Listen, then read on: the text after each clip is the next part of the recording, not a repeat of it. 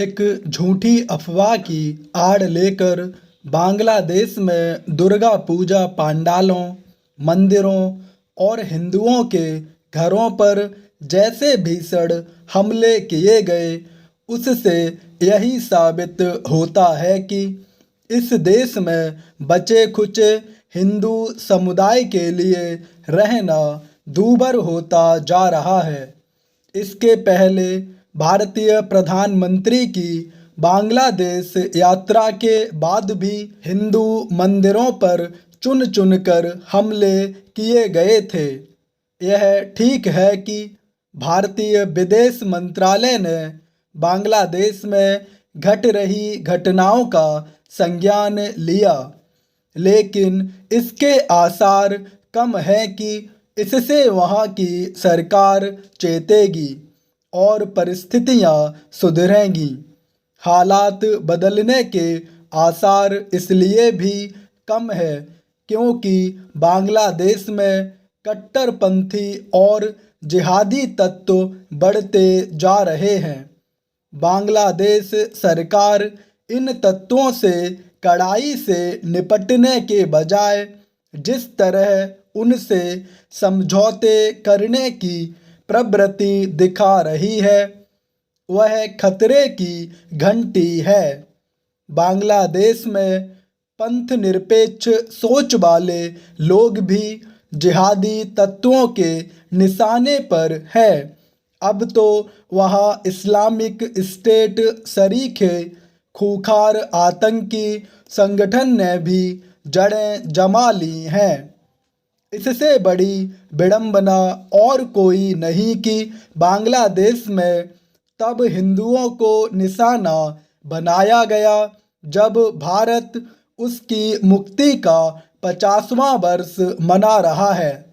बेहतर हो कि बांग्लादेश सरकार यह समझे कि उसके यहाँ बेलगाम होते जिहादी दोनों देशों के संबंधों को पटरी से उतारने का काम कर रहे हैं।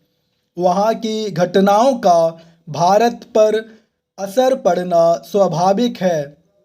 जैसे बांग्लादेश में हिंदुओं का भविष्य खतरे में नजर आ रहा है, वैसे ही पाकिस्तान में भी। पाकिस्तान में तो हिंदुओं के दमन में वहाँ का शासन प्रशासन और अदालतें भी लिप्त हैं। अफगानिस्तान में तो हिंदू और सिख खत्म होने के ही कगार पर हैं। एक ऐसे समय जब इन तीनों देशों में हिंदुओं और अन्य अल्पसंख्यकों के लिए कहीं कोई उम्मीद की किरण नहीं नजर आती, तब इसे उनकी अनदेखी की पराकाष्ठा ही कहा जाएगा कि अपने देश में नागरिकता संशोधन कानून के खिलाफ किस तरह आसमान सिर पर उठा लिया गया था। विपक्षी दलों के साथ तथाकथित सेकुलर तत्वों ने इस कानून का विरोध करते हुए जिस तरह जहर उगला और लोगों को बरगलाया, उसे विस्मृत नहीं किया जाना चाहिए।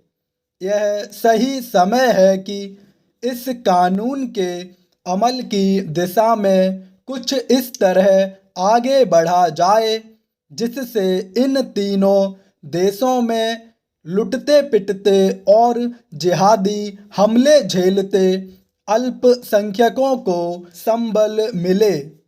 इसी के साथ भारत को इसके प्रति भी सचेत रहना होगा कि देश में जिहादी तत्वों को सिर उठाने का मौका न मिले। अफगानिस्तान में तालिबान के काबिज होने के बाद इसका खतरा कहीं अधिक बढ़ गया है।